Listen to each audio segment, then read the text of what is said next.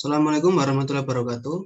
Perkenalkan, kami dari kelompok PKM Gagasan Futuristik tertulis dengan anggota Guntur Aji Pratama dan saya sendiri Antun Rizky Ramadan serta Tajmadi Muhasib. Ingin mempresentasikan proposal mengenai pengembangan pustaka ilmu perkuliahan berbasis open source guna mempermudah akses ilmu perkuliahan bagi masyarakat umum. Daftar isinya berisikan latar belakang, tujuan, manfaat, dan penulisan. Untuk bab 2 adalah kondisi masyarakat sasaran, solusi terdahulu, peran gagasan dalam masyarakat, pihak-pihak terkait, kemudian langkah implementasi. Untuk bab ketiga terdapat kesimpulan gagasan dan prediksi hasil. Kemudian dilanjutkan dengan daftar pustaka. Pendahuluan, latar belakang masalah. Pustaka ilmu perkuliahan merupakan salah satu hal yang perlu dikelola dan diperbarui mengingat semakin tingginya minat masyarakat terhadap edukasi.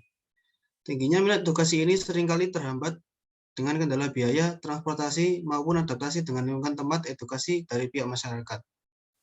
Di sisi lain, era sekarang ini merupakan era digital di mana hampir semua orang dapat dengan mudah mengakses informasi yang ada di berbagai tempat, baik yang jaraknya dekat maupun jaraknya jauh. Kemudian istilah open source, menurut Wikipedia, merupakan kode sumber yang dapat diakses secara gratis untuk kemungkinan modifikasi. Adapun open source based project merupakan sebuah proyek yang dapat diakses secara gratis oleh publik, serta dapat dimodifikasi sesuai dengan prosedur yang telah ditetapkan. Dengan adanya proyek seperti ini, aksesibilitas masyarakat dalam mengakses dan memodifikasi ilmu dalam pustaka ilmu perkuliahan tersebut. Tujuan dan manfaat penulisan adalah membantu masyarakat dalam mengakses ilmu perkuliahan secara gratis dan bermutu dengan berkualitas yang tidak kalah dari ilmu perkuliahan yang ada di perguruan tinggi. Selanjutnya adalah membantu pemerintah dalam membuat sebuah wadah baru bagi masyarakat untuk menyimpan pustaka ilmu perkuliahan selain daripada pustaka ilmu perkuliahan yang ada di perguruan tinggi. Kemudian menyediakan fasilitas dan atmosfer yang lebih baik bagi masyarakat untuk mengenal dunia teknologi dan informasi yang sebenarnya. Masuk ke dalam bab 2, kondisi masyarakat sasaran.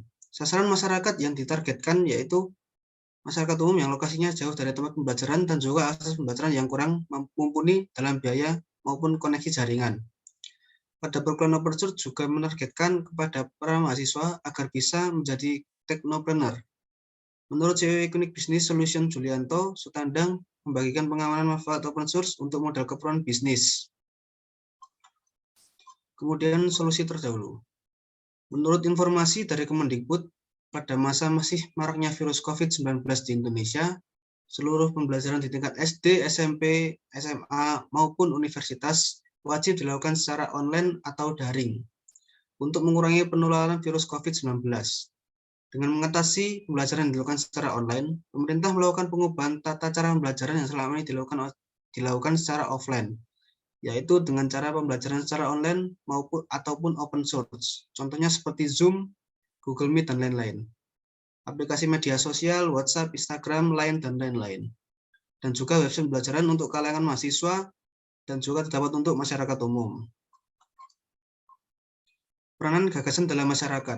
Melihat kondisi pendidikan masyarakat Indonesia belum sepenuhnya baik yang diiringi dengan situasi ekonomi masyarakat kelas menengah dan mahalnya biaya pendidikan tinggi yang dibutuhkan masyarakat, gagasan ini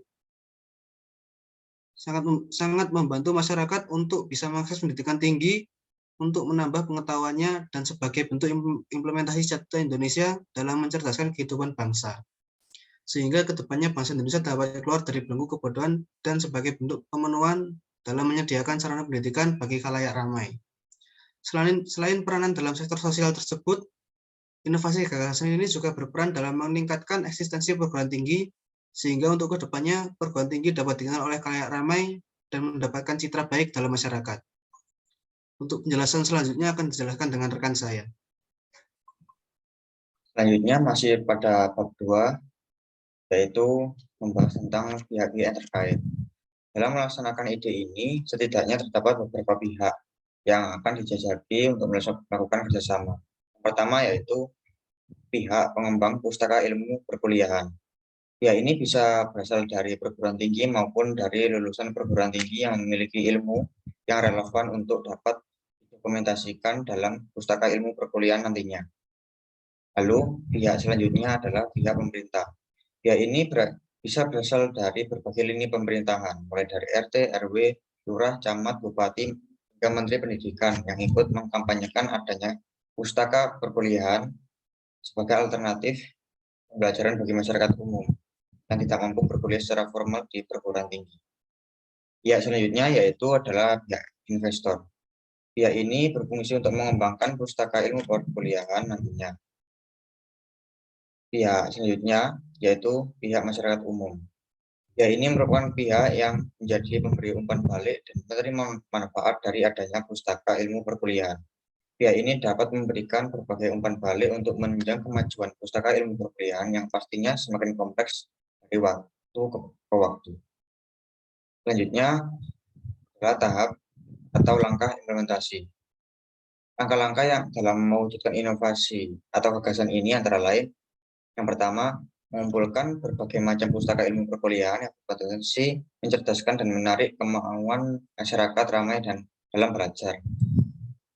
Yang langkah yang kedua yaitu merancang, menyusun, membuat, dan mengembangkan website yang berbasis open source agar khalayak ramai dapat dengan mudah mengakses website tersebut.